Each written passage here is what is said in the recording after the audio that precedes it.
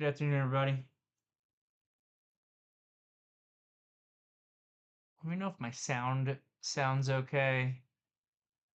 Sometimes with this computer, I have an issue with my sound in the VTF when I'm streaming on YouTube. All good? I'd love to hear it. Hopefully, it's all good in the YouTube also. If anybody can check it out or post a link, I appreciate it. Anyway, what's going on? Wild day today on Wall Street. How's everybody doing? What's up, Tate? Anybody else out there?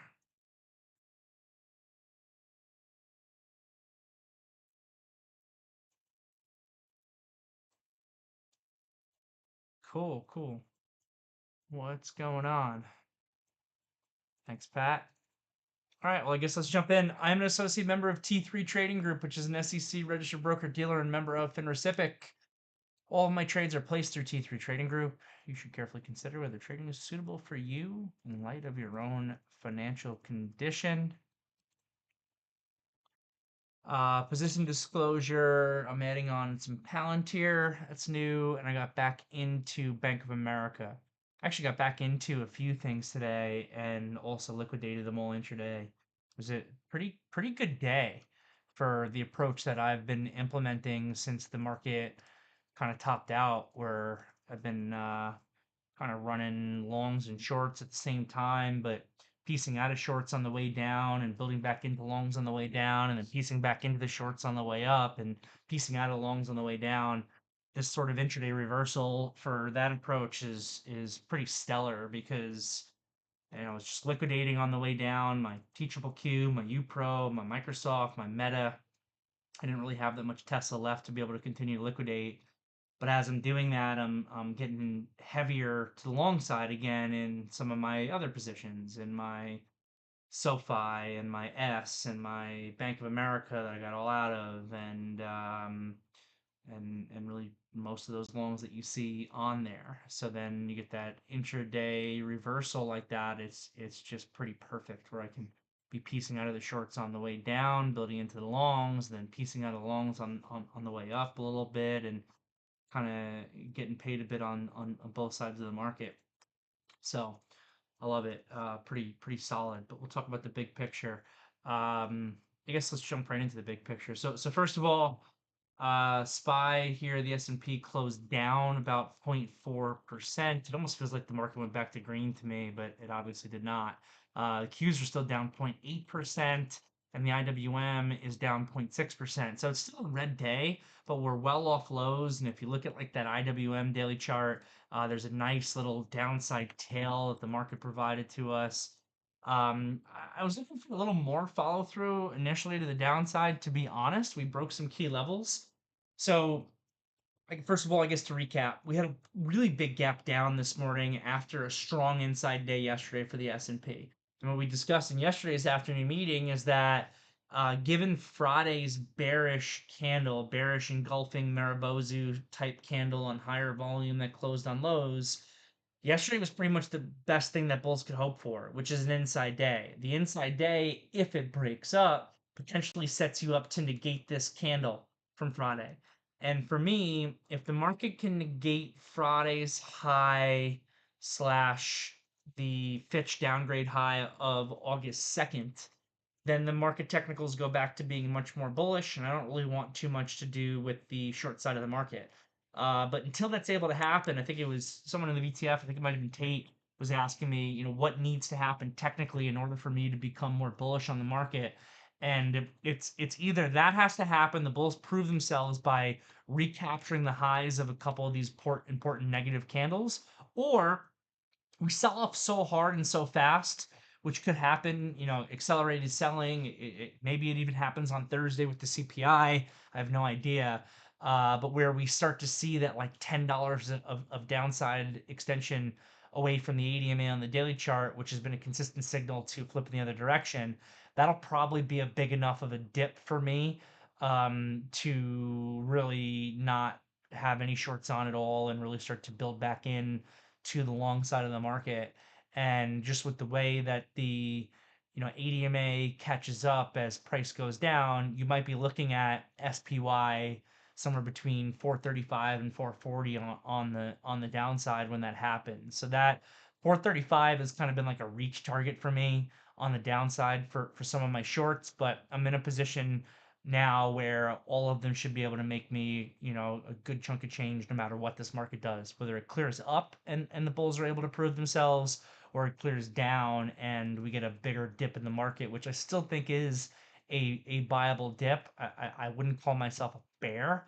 I just became a little bit short-term bearish, looking for a deeper pullback based on a lot of the evidence that we had been looking at with the market technicals, starting with the push through failure day on the 27th and the market dynamics, which are still confirmed by, where is Pat's note? Was confirmed again this morning by Pat's note. I mentioned this in the morning meeting. I think it's worth mentioning again, from McGalligot, if I'm pronouncing that right. I always think I'm pronouncing it wrong. Maybe I am. Um, and again, on repeat, this VIX squeeze remains a potential issue because of systemic vol control positioning. As highlighted here for weeks, vol control is at the 95.8 percentile for equities exposure on a 3-year look back. As such, vol control is a lumpy seller if daily SPX range were to widen out, or in other words, if the VIX were to move up. And we saw initially this morning with the market selling a pretty, substantial move higher in the VIX and UVIXY, which, like I also said in the morning meeting, markets work in feedback cycles. So it's very easy if the VIX begins to move higher, if ranges increase, if we're breaking down on key levels in the market, for selling to lead to more selling. And even though I would probably describe myself as a big picture bull, I got to recognize that markets don't go up in straight lines. I have to recognize that January through end of July was the best January through end of July period for the NASDAQ in NASDAQ history, which is absolutely incredible. And, is it really so crazy for the market to potentially retest levels from the end of June on a pullback? I think not. So, we'll see what happens one step at a time. And today, with, not only did the Bulls not prove themselves with the inside and up when they had the potential to do that, the gap down was so big that we were gapping below the inside day low. So what I mentioned in the morning meeting was watch the the low of yesterday, which is about 448. See if we're able to hold that or stay below that, and then watch Friday's low. If we lose that as 446.27, that it could lead to a pickup in selling. Well, off the open, we opened pretty much right at that 448, pretty much right at the inside day low. And we just saw momentum selling come in right from the beginning. This was actually difficult because it didn't even really give you an opportunity to short. I don't like, and I understand, especially to the downside. But when you get a big gap up or a big gap down, again, especially to the downside, and you get people that are trapped, you can get momentum selling in the beginning of the day. For momentum traders that are out there, you could whack the market the second it opened through 448. I struggle with that trade. I am not a excellent.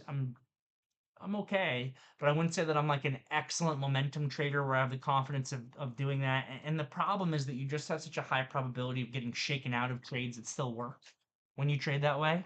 And that is very difficult for me and for my personality and the way that I trade, where I tend to come in and fight stocks. So it's not really what I want to do. I want to be involved in the setups after your small time frame equilibrium catches up, which is represented by the space between the 8 and 21 EMA. So in a downward market, the lower band of equilibrium is that 8 EMA. So my favorite short of the day, which I called out that you still have to be aggressive for it, was shorting versus this potential pivot high at 10:05, which is the first one that got close to the 8 EMA catching up. I mentioned that you could do it in SPY or that you could do it in the Q. So let me just catch up on what's going on with this news. So DraftKings is getting hit here. DraftKings is down 4% now. Penn Entertainment, PENN, and ESPN enter into a long-term exclusive strategic alliance for U.S. online sports betting. Penn to make 1.5 billion in cash payments to ESPN over a 10-year term, which I believe is still owned by Disney, right? Um, Interesting. So Disney is getting into gambling.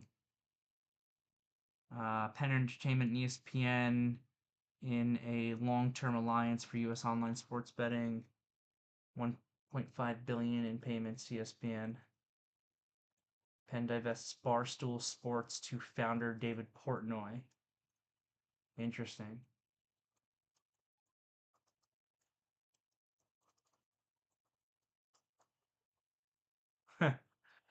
um, yeah, DraftKings should get hit on that. That's pretty bad for them, I think. Anyway, my favorite short of the day was really this 10:05 a.m. short, because that's when you get the actual setup. That's when you get the pivot. The ADMA catches up. It's 10 o'clock. You can still have downside momentum.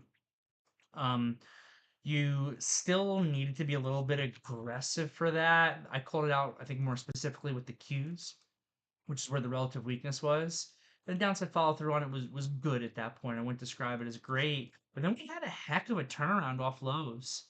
Um, this 445 area is daily support. We had discussed that not in today's morning meeting, but either yesterday morning meeting or yesterday afternoon meeting. I don't remember. So we got down to that SPY 445 area and just created a bottom there. And the degree of the turnaround today was impressive. Impressive, but it shouldn't be overly surprising.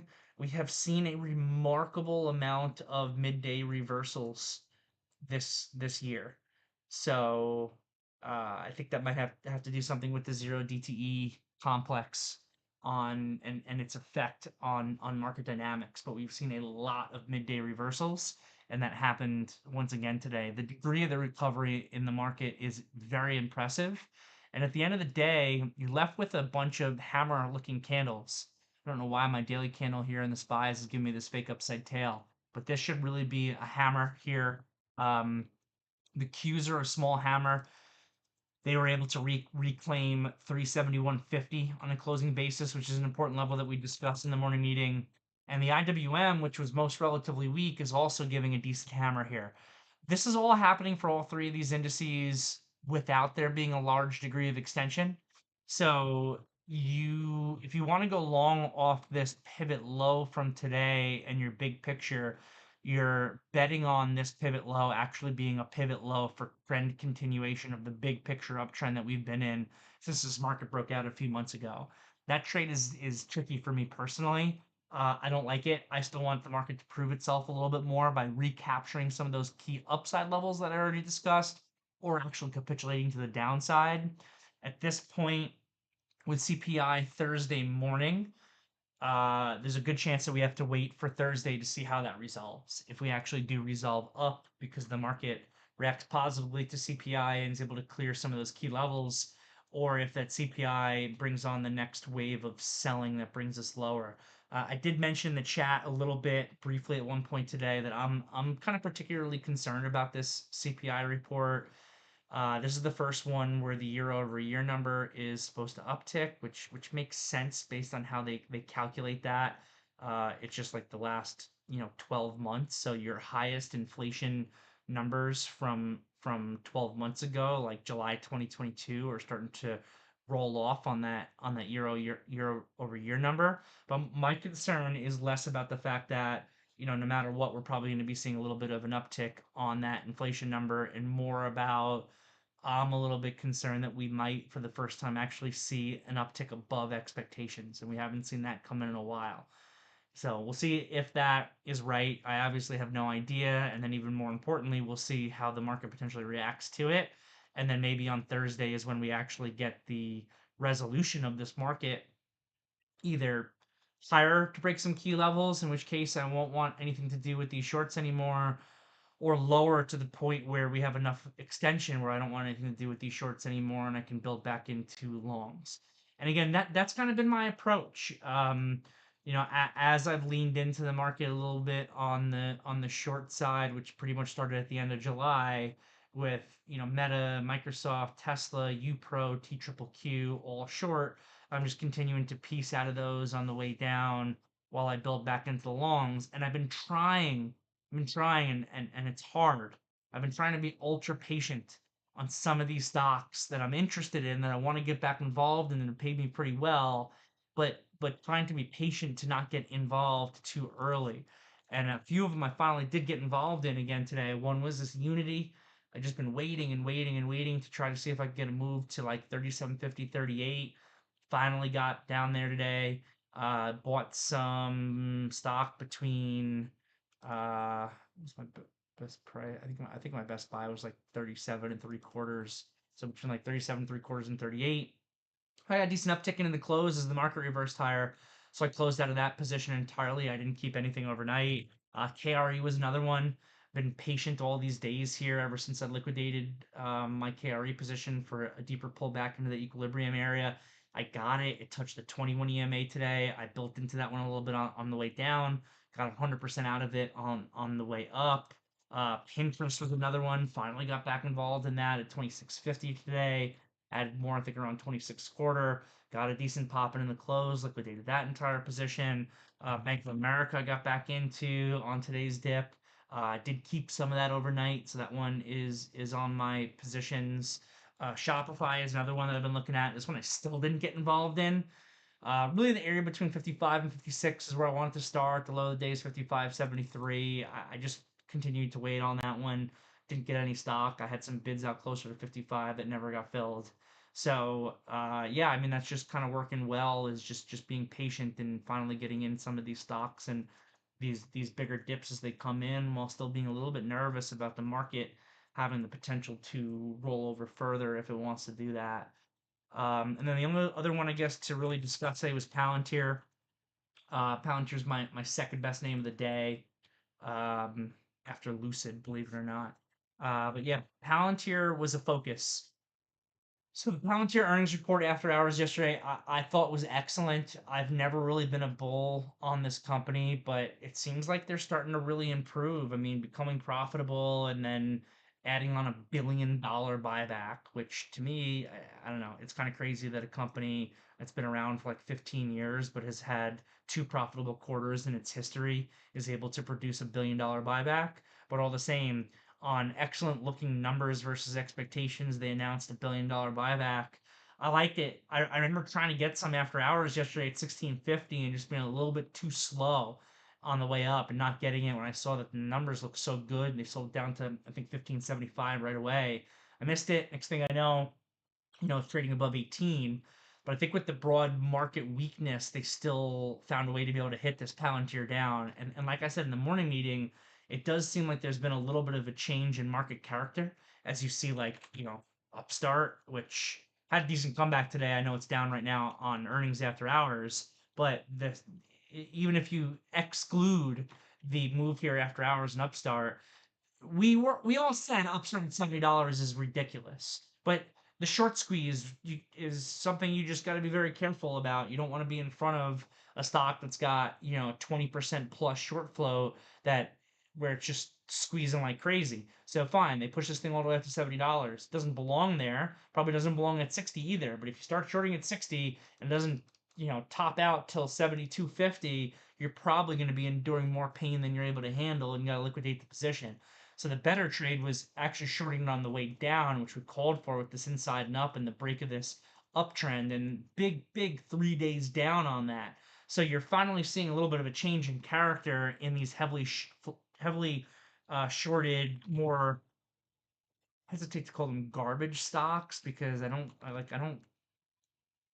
I think Carvana has improved very significantly since it was at $8. Whether it belongs at 55, if it's improved that significantly, probably not. But yet I'm becoming more hesitant to call it a garbage stock.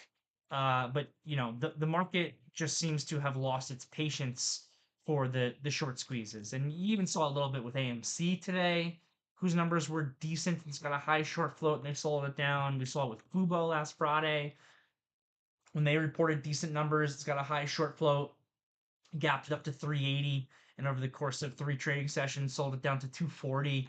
And then we saw it a little bit with Palantir and the fact that the whole market was gapping down, and the report looks great and there's going to be $1 billion buyback. And even though I have never traditionally been that bullish on this company, you got to be able to adjust your thought process as companies evolve and the evidence adjusts. So the thing looked like a great report. They're gapping it down again this morning. We talked about $16 being a huge support level. There's heavy selling at the open. Stock went circuit broken. So, I don't really talk about tape reading too much because it's just, in my opinion, an antiquated skill. It's a skill that was important to have when I was a new trader. And if you're a new trader now, I think that most of the time it's useless and that you're going to spend so much time. The amount of money that you'll lose trying, I think, now to learn to read tape for when it's actually going to be important isn't worth the good trades that actually come from it because it's a tricky skill to kind of learn. I don't think it's something that can be taught like in a classroom setting. I know I do have a training program class that is like intro to tape reading or basics of tape reading or something like that, and that's about as far as you can go with it. But the cool thing, and one of the areas where tape reading skills still can really help, is in circuit broken stocks, because when a stock goes circuit broken, short sellers can't hit the bid. So, very simply, in a normal stock, if you're watching your green prints and your red prints, you know that, green means that someone bought stock and took the offer, and red means that someone sold stock to hit the bid. Obviously, that means that there's also, if someone is hitting the bid, there's also a passive buyer there. But when you see a red print in a normal stock, someone hit the bid, you don't know if that's a long seller or a short seller. You don't know. You know someone sold, but you don't know if it's a long seller or short seller. When the stock goes circuit broken, you know that every red print is representative of a long seller because short sellers can't hit the bid anymore once it's circuit broken. So what short sellers have to do is they have to get filled on an offer. Septic rule. So what happens when it's circuit broken? What happens when the stock is down more than 10%? And since they can't hit the bid, but they all want to get short really bad, what they do is they pile up on the inside offer. So if you're looking at a stock, and I can't put Palantir on the screen share because I have a position in it, and I'm not allowed to publicly show my position sizing. But if you just look at like Siri here as an example, I'd rather find something that's trading a little bit that I'm not in a position in. Maybe is Upstart moving on the report? I would assume it is. Is DraftKings moving? DraftKings is a really wide spread though. Let me go back to Upstart. Sure, spread's a little bit tighter. Um, the thing is when a stock goes circuit broken, uh, and you can't hit the bid anymore in order to actually be able to get short, you start piling up on the inside offer. So in a circuit broken stock, when people are trying to get short, they're going to be it's going to be a 1 cent spread, right? Like this 13-cent spread right now that I'm looking at in Upstart, 10-cent spread will not exist because the short sellers will keep coming inside offer, inside offer, inside offer as low as they possibly can without hitting the bid. So you'll start to see it's a 1 cent spread and the inside offer just has like a boatload of liquidity on it because that's all the short sellers trying to get stock. And if the stock is uh, you know, $43 by $43.01, and red prints hit $43, those are long sellers. So inside bid drops, and now it's the inside bid becomes 42.99. You'll see all that offered liquidity at 43.01 instantly go to $43 because that's the short sellers. They're basically pegging the inside offer in order to be able to get short. So every time the inside bid drops a penny, the inside offer immediately drops a penny as all that liquidity chases to the short side to try to be able to get short. We used to call that like a stepping shorty, basically. And what I'll usually try to do in that situation. So now you can see, all right, all of these sellers are getting short. And in Palantir at that point, it was like tens of thousands of shares were inside offer. Now, Palantir tends to be a pretty thick stock. Looking at it right now after hours on my other screen here, I'm seeing on the inside bid at 92 cents, 1,700 shares just disappeared. But, and this is even after hours. Like I don't know, about 2,000 shares or so on the bid and about 3,000 shares on the offer at 94 cents. Um, so just a 1 cent spread. So even right now after hours, it's trading relatively thick. But instead of it being 3,000 shares on the offer, it's like 50,000 shares on the offer. And spread over multiple venues, multiple ECNs, people that are just trying to get short. So when you see that those short sellers just on the offer dropping all the way down, what I like to do if I want to get long is I'll put a buy stop just above them. So at lows today, the low of the day here is $16.10. I watched the short sellers build up at 16.11. I'm like, okay, that's interesting. One, because now look how extended the stock is. I know it's on earnings, and earnings things can become even more extended. But I'm looking at a stock here, $16 stock, where the ADMA is at 16.10. Sorry, the stock's trading at 16.10 and the ADMA is at 16.88. And it's also 9:45. So the market's had 15 minutes to correct, and you've still got that degree of extension on a 5 minute chart. It's really significant. And on top of that, I'm seeing these short sellers, tens of thousands of shares piling up at $16.11. So all I did was put a buy stop at $16.12. That does a couple things for me. One, I'm only ever getting into the position after the sellers break. Actually, let me actually rewind my story a little bit.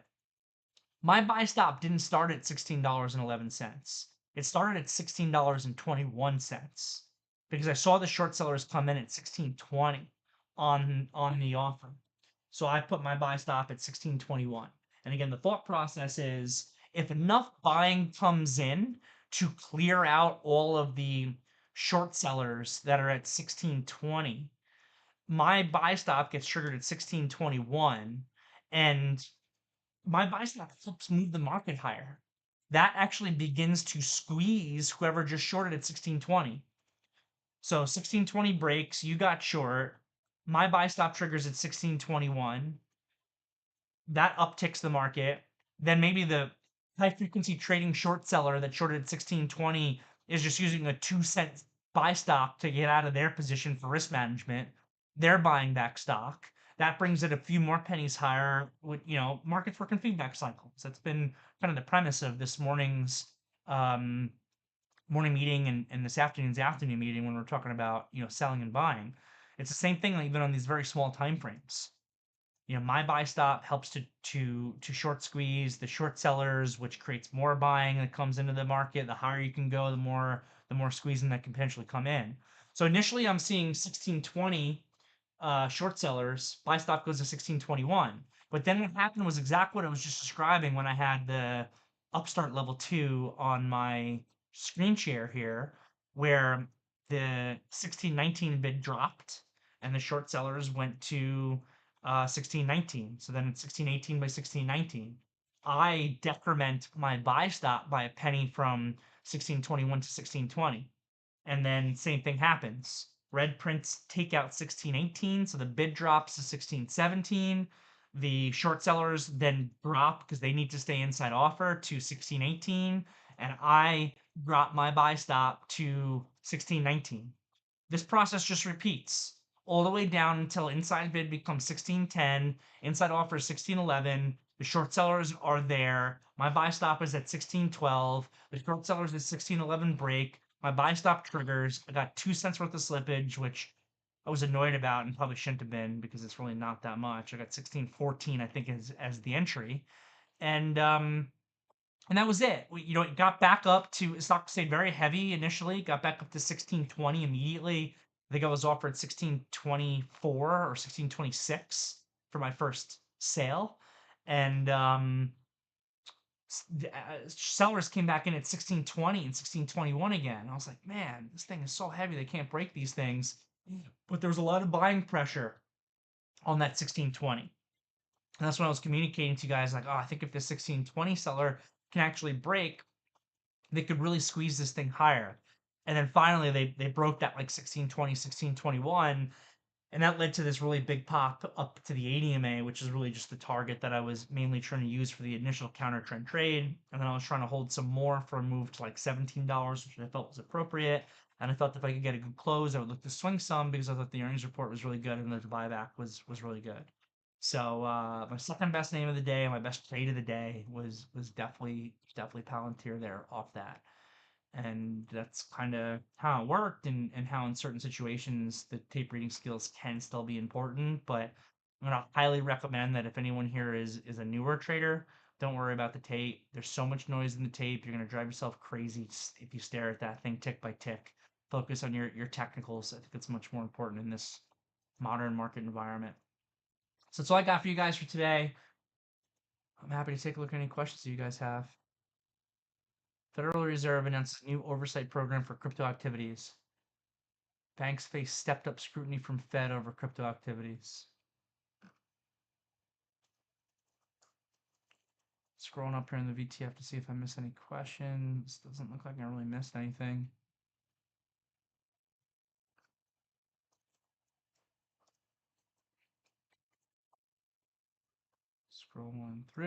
Scrolling through. I think I'm seeing a question from Gilbert. In regard to the zero DTE influence into the close, today's expiring SPY options priced downside is 448.70. Is that where we closed? um, yeah, right where we closed. Okay. The options market is just so important. I really don't know what else to say about it. It's something I'm actively working on learning more about. Bill Kay, if he's still here, credit to him for putting a lot of information on my radar. That's helped to educate me and helped inspire some curiosity from me. Uh, Pat as well, obviously, of course.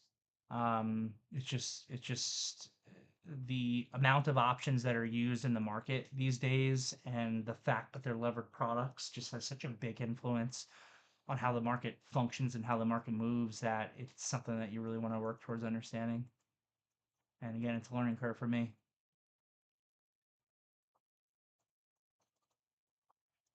I thought I missed something. Oh, from Eddie Vic. Would energy oil hikes recently to be reflected in the CPI report? Uh, Anything from July would be. Anything from July should be, and that'll impact core. Lift went red. I didn't really look at the numbers. They sold that lift all the way down.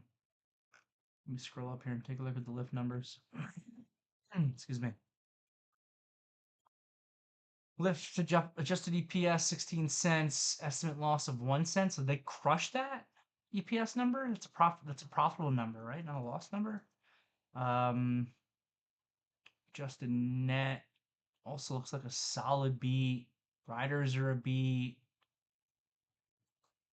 Guidance here, they see third quarter adjusted EBITDA. That's a huge beat. Revenue guidance for Q3 is a beat. These numbers look really good to me. So I don't know what's up with Lyft. I don't know what I'm missing. So when I was in Los Angeles, I tried to take a Lyft because I popped open both apps and I saw Lyft was like half the price. And then the Lyft, I couldn't get like a car to actually come. And I waited for a little bit, and then I called the Uber, even though it was double the price to where I was going, and the Uber came right away, and I couldn't afford to wait anymore, so I canceled the Lyft. That's just my little side anecdote story. Um, but otherwise, I would have taken the Lyft for half the price. But yeah, I don't know what's bringing that thing down. Let's go over to the YouTube and see if there's any questions in there. From Sebastian. What do I think about buying coin for a swing? It's bouncing off big support level on the daily at $85 and also the weekly 80 MA. Let's take a look at coin on the daily chart. So coin had great relative strength today. Is it moving at all on that Fed news? Nope. Yeah, 85 is a pretty big level. So the technicals in coin have gotten significantly more bullish, and I think that this 80 to 85 is broadly really important. So that's the area that I would look at. Yesterday's low, which is a good hammer low, is like $82, $82.10. So you could look to build in long versus yesterday's low. I'm just talking purely technicals. Fundamentally, I really don't like the company. And my thought process forever has been that you could even be bullish on crypto and still be bearish on Coinbase.